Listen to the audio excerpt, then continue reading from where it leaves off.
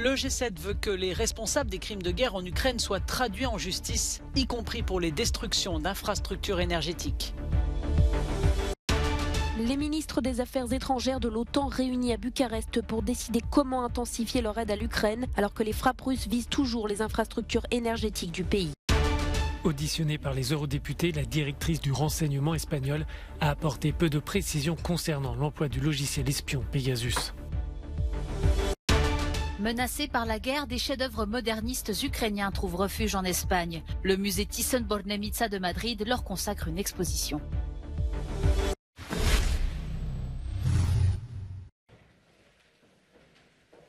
Pour la première fois, le G7 s'empare de la question des crimes de guerre en Ukraine. L'Allemagne, qui assure la présidence tournante du groupe des pays les plus industrialisés, a mis le sujet à l'ordre du jour. Objectif, ne pas laisser impunis les crimes de guerre commis par la Russie. Nous avons également convenu de mesures concrètes sur la manière de mieux coordonner nos enquêtes afin d'agir plus efficacement contre les crimes de guerre commis par la partie russe sur le sol ukrainien. Il faut toujours garder à l'esprit que les autorités d'enquête ukrainiennes ont à elles seules documenté près de 50 000 cas de crimes de guerre. L'attaque des infrastructures énergétiques est aussi un crime de guerre. Il faut aussi traduire en justice les responsables de ces crimes. La Cour pénale internationale a ouvert une enquête sur l'Ukraine en mars à la demande d'un premier groupe de 40 pays, initiative à laquelle se sont joints depuis d'autres États.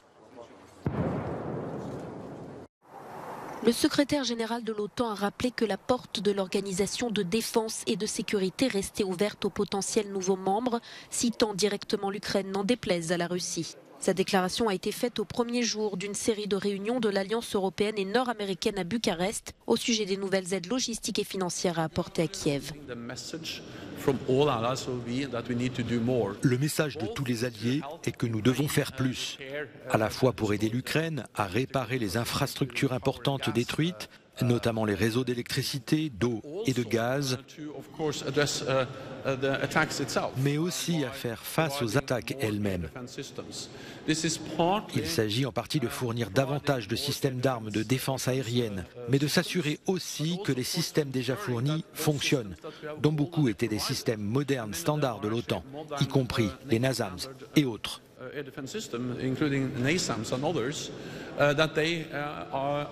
Les discussions se focalisent surtout sur l'état critique des infrastructures ukrainiennes lourdement frappées par les attaques russes. Washington a déjà annoncé qu'elle apporterait une aide financière significative. Beaucoup de questions, mais peu de réponses lors de l'audition mardi au Parlement européen sur le scandale en Espagne du recours au logiciel espion Pegasus. La présence de la directrice du Centre national espagnol du renseignement avait fait naître beaucoup d'espoirs, des espoirs déçus après la rencontre. La responsable des services de renseignement s'est limitée à expliquer le cadre légal espagnol et souligne que presque toutes les informations demandées relèvent de la sécurité nationale. L'eurodéputé écologiste Saskia Brikmont s'inquiète du fait que certains de ses collègues aient pu faire l'objet de cette surveillance cachée. Parmi eux, par exemple, il y a des collègues du Parlement européen dont l'immunité les protège dans le cadre de leur mandat. Donc, espionner des eurodéputés est illégal. Nous n'avons pas vraiment eu de réponse sur ces éléments pendant l'audition. Nous demandons d'une part que la justice fasse son travail en complète indépendance. D'autre part, nous appelons les gouvernements à partager plus d'informations avec la commission d'enquête parce que tous font valoir la sécurité nationale. Le scandale en Espagne comporte deux volets. L'un concerne la surveillance du Premier ministre et deux ministres par un pays tiers. Il s'agirait, selon les sources, du Maroc. L'autre affaire concerne la surveillance de 65 indépendantistes catalans, dont des eurodéputés. Certains élus espagnols approuvent toutefois le silence des renseignements. Ce n'est pas qu'elle ne veut pas, c'est qu'elle ne peut pas. C'est la loi et dans un état de droit, les règles doivent être respectées. Le Centre national du renseignement enquête sur des allégations de crimes et sur ordre du tribunal. Je fais référence aux 18 personnes plutôt qu'à l'hypothétique chiffre de 65 personnes.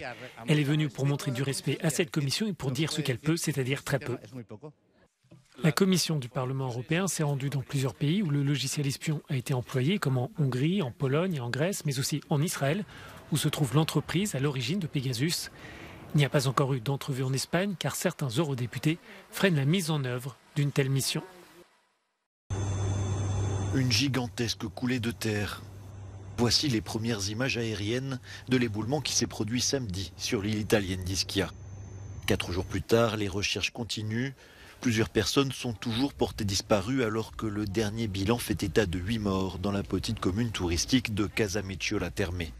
650 secouristes ont été acheminés à Ischia depuis le continent. Les équipes de recherche travaillent avec beaucoup de difficultés. Elles travaillent à la main parce que nous ne pouvons toujours pas atteindre la zone par d'autres moyens. Tout se fait à la main et à la pelle, en essayant d'enlever le plus de matériaux possible dans les délais les plus courts. Une trentaine de maisons sont encore prises dans la boue et 200 personnes sans domicile. Alors les habitants s'entraident, parmi eux ces jeunes originaires de l'île. Nous travaillons pour libérer les maisons de la boue. La situation est difficile. Nous prions et espérons pour les familles qui sont toujours portées disparues. Le drame a été provoqué par la conjonction de plusieurs facteurs humains, le déboisement, le développement immobilier à outrance, ainsi que le manque d'entretien. Le président du Conseil national de l'Ordre des architectes a ainsi dénoncé une tragédie annoncée. La Hongrie va-t-elle toucher l'argent de l'Union européenne? La Commission européenne rend officiellement son avis ce mercredi sur son financement en faveur de Budapest. En septembre, face à des irrégularités constatées dans les marchés publics en Hongrie, la Commission européenne avait recommandé aux États membres, à qui revient la décision finale, de geler 7,5 milliards de fonds de cohésion destinés à ce pays. Ce différend jette une ombre sur l'économie et les finances publiques hongroises. Dès qu'il sera réglé, la marge de manœuvre du budget s'en trouvera soudainement améliorée. Cet argent, la Hongrie en a cruellement besoin, alors qu'elle se débat avec une inflation de plus de 20%. Le gouvernement hongrois a pris 17 engagements pour garantir la bonne utilisation des fonds européens et a proposé de nouvelles mesures pour renforcer l'indépendance du pouvoir judiciaire. Jusqu'à présent, les eurodéputés les trouvent insuffisantes. À notre avis, c'est le seul paquet anticorruption significatif de ces 12 dernières années. Mais évidemment, on ne peut pas s'attendre à ce qu'il démantèle complètement le système de coopération nationale, le régime Orban, du jour au lendemain. La Hongrie est par ailleurs en attente de l'approbation par l'UE de son plan de relance post-Covid de 5,8 milliards d'euros, bloqué également pour des inquiétudes liées à l'état de droit. Si ce plan n'obtenait pas le feu vert avant la fin de l'année, 70% des fonds seraient perdus. Le Parlement européen dénonce la pression que la Hongrie exerce en bloquant des décisions cruciales de l'UE, comme par exemple l'aide de 18 milliards d'euros à l'Ukraine.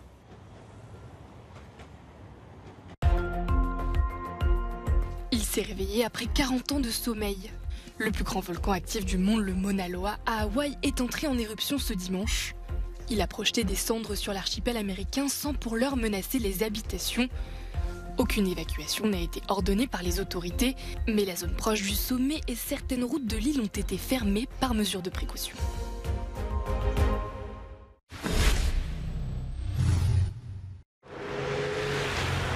C'est une exposition singulière que le musée Thyssen-Bornemisza de Madrid accueille en ce moment dans ses locaux.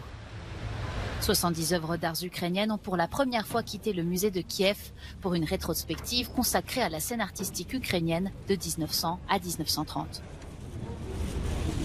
Poutine veut non seulement contrôler le territoire ukrainien, mais aussi son histoire nationale. L'art et la culture ont un rôle très important dans ce domaine. Ces tableaux ont été évacués de Kiev le 15 novembre dernier. Une opération délicate préparée durant des semaines et menacée régulièrement par les frappes russes. On peut établir un parallèle entre ce qui s'est passé au musée du Prado dans les années 1930 et ce que nous avons fait avec l'aide de ces musées ukrainiens qui ont décidé que la meilleure option pour leurs œuvres d'art était de les faire sortir du pays. Le convoi a soigneusement évité de passer à proximité des infrastructures susceptibles d'être attaquées tout au long de son chemin vers la frontière avec la Pologne.